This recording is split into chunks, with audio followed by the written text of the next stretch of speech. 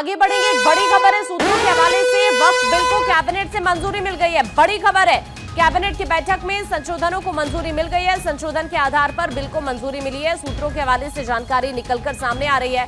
13 फरवरी को संसद में रिपोर्ट पेश हुई थी, संसदीय समिति की रिपोर्ट पेश की गई थी और अब सूत्रों के हवाले से बड़ी खबर यह है कि वक्फ बिल को कैबिनेट से मंजूरी मिल चुकी है और जो संशोधन है इस बिल में उनको मंजूरी मिल चुकी है।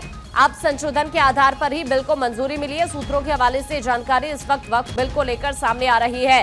दरअसल इससे पहले 13 तारीख को संसद में इस रिपोर्ट को पेश किया गया था। आपने देखा भी था कि किस तरह से विपक्ष की तरफ से भी काफी हंगामा किया गया था और अब जानकारी ये मिल रही है सूत्रों के हवाले से कि वक्फ बिल को कैबिनेट से मंजूरी मिल चुकी है। कैबिनेट की बैठक में संशोधनों को मंजूरी दी गई है, ये सूत्र जानकारी दे रहे हैं और जो संशोधन के आधार पर जानकारी ये मिल रही है कि इस बिल को मंजूरी दे दी गई है।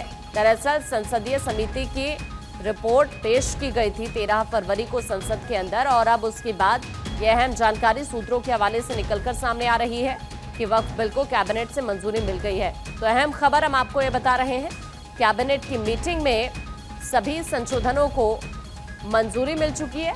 ये सूत्रों के हवाले से बड़ी जानकारी निकलकर सामने आ रही है।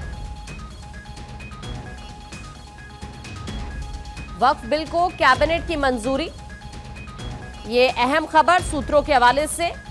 हालांकि आपको बता दें कि अब ये कहा जा रहा है कि 10 मार्च से शुरू हो रहे संसद सत्र में सरकार लेकर आ सकती है। इससे पहले 13 फरवरी को वक्फ बिल पर संसदीय समिति की रिपोर्ट संसद में पेश हुई थी।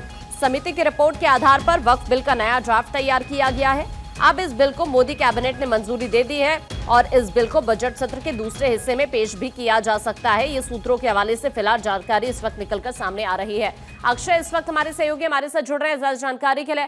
अक्षय, सूत्र जानकारी दे रहे हैं कि कैबिनेट की बैठक में संशोधन को मंजूरी मिल चुकी है, क्या अपडेट है फिलहाल, जल्दी से आप बताइए।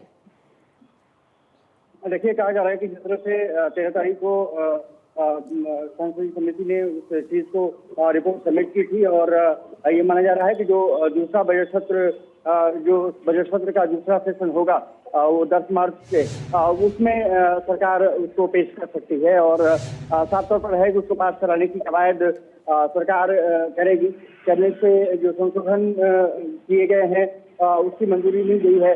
हालांकि कहा गया पहले कि 44 संशोधनों को लेकर के चर्चा की गई थी, लेकिन अधिकतर जो बीजेपी संबंधित जो सांसद थे उनके संशोधनों को मंजूरी मिली थी और विपक्ष के संशोधनों को नकारा गया था। ये चीजें आई थी, हालांकि उसको लेकर के हंगामा हुआ, लेकिन अब ये खबर आ रही है कि कैबिनेट ने जो संशोधन है उसको सब मंजूरी दे दी है और जो बजट सत्र का जो अगला सेशन होगा, जो पार्ट होगा, उसमें सरकार उसको पेश कर सकती है, उसको पास कराने की यानी 10 मार्च से 4 अप्रैल तक जो ये दूसरा सेशन चलने वाला है, दूसरा फेज चलने वाला है, इसी में हम ये कह सकते हैं कि सरकार इसको रख सकती है, राइट? बिल्कुल। सबसे बड़ी बात ये रही है कि पहले से पार्ट में ही उसको रखने की कवायद सरकार द्वारा की गई थी, लेकिन उसमें कुछ चीजें सरकार में लगता है कि उसमें ये रहा कि सही तरीके से उसको हम आगे बढ़ाएंगे और इसीलिए दूसरे पार्ट में उसको रखा गया है। जगदम्बिका पाल के नेतृत्व में जो कमेटी बनी थी, उस कमेटी ने तमाम रिपोर्ट सरकार को सौंपा था और जो ओम बिरला है उनको सौंपने के बाद कमेटी ने ये सरकार के ऊपर अब छोड़ा था कि किस तरह से आगे बढ़ती है। तो ये माना जा रहा है कि बजट सत्र का जो दूसरा पार्ट होगा उसमें इसको हर हालत में सरकार पेश करेगी और पेश कराने के बाद उसको पास कराने की कवायद भी की जाएगी, क्योंकि वक्फ बोर्ड को लेकर के जो तमाम पहले कानून थे उसमें कई कानूनों में संशोधन किया गया है, चाहे वक्फ बोर्ड बाय लॉ हो या फिर वक्फ बाय यूजर हो, ऐसे जो तमाम संशोधन किए गए थे। और सबसे बड़ी बात यह है कि वक्फ बोर्ड को कहीं ना कहीं डीएम के अंदर भी लाया गया था कि डीएम किसी प्रॉपर्टी पर अगर वो कार्रवाई करता है तो वक्फ बोर्ड उसको सुनेगा। तो ये अब मान लीजिए कि अभी के लिए आपका शुक्रिया तमाम जानकारी साझा करने के लिए। देखिए, आपको ये बता दें कि इससे पहले संसद में चूंकि रिपोर्ट पेश की गई थी और अब ये कहा जा रहा है जैसे ही चूंकि कैबिनेट की बैठक में संशोधन को मंजूरी मिल चुकी है, अब जो सेकेंड फेज सत्र का शुरू होगा उसी में सरकार इसे रखने वाली है।